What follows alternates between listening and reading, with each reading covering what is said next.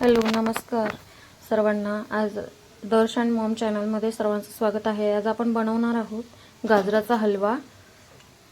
तर गाजराचा हलवा बनवण्यासाठी इथे मी गाजराचा कीस अशा प्रकारे पूर्ण गाजर स्वच्छ धुवून आणि कीस बनवून घेतला आहे, बघू शकता। आणि आता इथे मी गॅसवर कढई तापत ठेवते आहे। अशी मोठं भांडं घ्यायचं जेणेकरून आपल्याला छानपैकी हलवा जे आहे ते परतवता येईल छान। गाजरं 1 किलो गाजरांचा हलवा मी बनवते आहे। चला तर मग आपण रेसिपी बघूया। हलवा बनवण्यासाठी इथे मी आपला पोह्यांचा चमचा असे 2 भरून मोठे चमचे कढईमध्ये तूप टाकणार आहे आणि ह्या तुपामध्ये आपले पूर्ण गाजराचा जो किस आहे तो छान परतून घेणार आहे। आणि एवढा परतवायचा आहे की तो पूर्ण असा शिजला गेला पाहिजे आणि नंतरच आपण त्याच्यामध्ये साखर ॲड करणार आहोत। छानपैकी बघू शकता हा हलवा जो आहे, आपण गाजरं जी आहेत ती 5 ते 10 मिनिटं असे पूर्णपैकी छान असे परतून घेणार आहोत त्या तुपावर।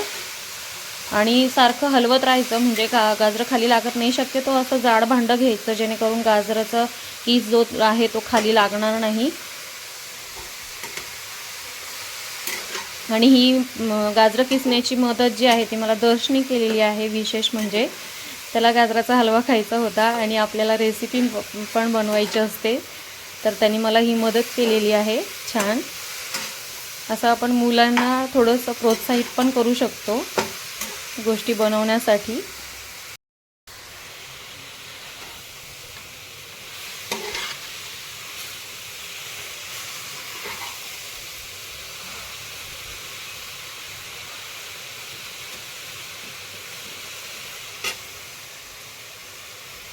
आता आपण हा शिजवून घेणार आहोत छान कीस आणि शिजल्यानंतरच आपण साखर ॲड करणार आहोत। म्हणजे साखरेच्या पाकामध्ये जो नंतर कीस आपला पूर्ण हे होतो, मेल्ट होतो, साखरेचा पाक जो याच्यामध्ये पूर्ण शोषला जातो, त्याने गाजराच्या हलव्याची चव खूप छान एन्हान्स होते आणि खूप छान चव येते त्याला।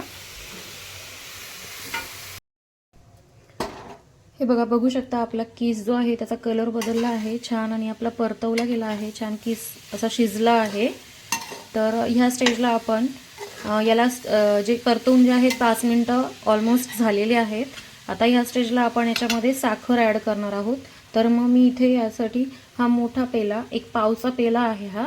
आपण साखरीने किंवा आपल्याकडे जसं माप असेल त्यानुसार आपण साखर ॲड करू शकता। मी 1 पाव पेला हा म्हणजे 250 ग्रॅमचा हा पेला आहे। 250 ग्रॅम साखर याच्यात ऑलरेडी आता ॲड केली आहे आणि मी अजून अर्धा पेला जो आहे तो ॲड करणार आहे। आपल्याला जर अजून गोड हवा असेल तर आपण जास्त साखर टाकू शकता, पण मी आत्ताच नाही। ही साखर पूर्ण मेल्ट झाल्यानंतर एवढी अर्धा पेला साखर जर हवी असेल, मला वाटलं टाकायची आहे, गरज आहे, तरच टाकणार आहे। अन्यथा खूप गोड होतो त्यामुळे मी थोडी कमी टाकणार आहे।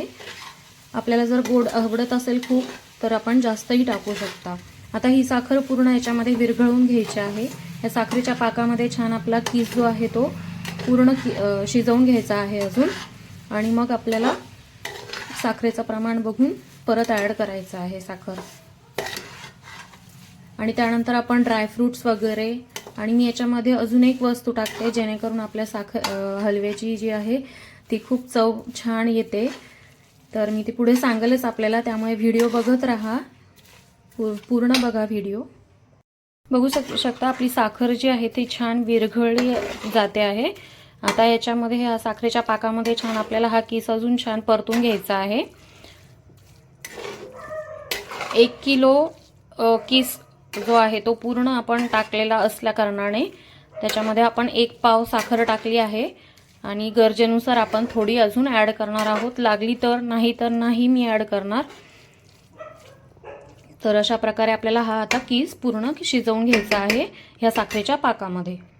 आणि ड्रायफ्रूट आपण आवडीनुसार काजू, बदाम, पिस्ते वगैरे सर्व आपण याच्यामध्ये ॲड करणार आहोत। बघू शकता छानपैकी आपला पाक जो आहे तो साखरेचा पाक झालेला आहे आणि छान त्याच्यामध्ये शिजला जातोय आपला गाजराचा कीस। आता मी ह्या किसामध्ये दूध ॲड करणार आहे साईसोबत आणि ते दूध आपण ॲड केल्यानंतर त्याला त्याच्यामध्ये पूर्ण शिजू देणार आहोत. पाक आणि दुधाचं मिश्रण पूर्ण ॲब्झॉर्ब केलं पाहिजे ह्या किसानी, म्हणजे गाजराच्या किसासोबत ॲब्झॉर्ब झालं पाहिजे, मग त्याची चव खूप छान येते. तर तो आपला जो इन्ग्रेडियंट आहे तो दूध आहे. तुम्ही नक्की दूध टाकून हलवा करून बघा, खूप छान होतो, खूप चविष्ट लागतो आणि तो टिकतोसुद्धा 2 ते 3 दिवस. मुलांना खूप आवडतो. तर मी याच्यामध्ये आता दूध ॲड करणार आहे. हे बघा, आपण बघू शकता हे साखरेचा पाक पूर्ण आपल्या किस जो गाजराचा किस आहे त्याच्यामध्ये ॲब्झॉर्ब झाला आहे. साखरेच्या पाकामध्ये ते शिजला गेला आहे किस आपला. आता आपण याच्यामध्ये दूध बघू शकता. आता मी दूध ॲड करून हा हलवा छान शिजवून घेतला आहे. याच्यामध्ये 1 ते 1.5 कप दूध मी ॲड केलं आहे. तर असा छान आपण शिजवून घेतलेला आहे हलवा. आणि याच्यामध्ये हवे ते आपल्या आवडीनुसार ड्रायफ्रूट्स आपण ॲड करू शकता. मी बदाम आणि काजू, तर काजू दिसत आहेत, बदामचे तुकडे बारीक आहेत त्यामुळे दिसत नाही आहेत. बघू शकता आपला हलवा जो आहे मस्त बनवून तयार आहे. आता आपण हा सर्व करूया.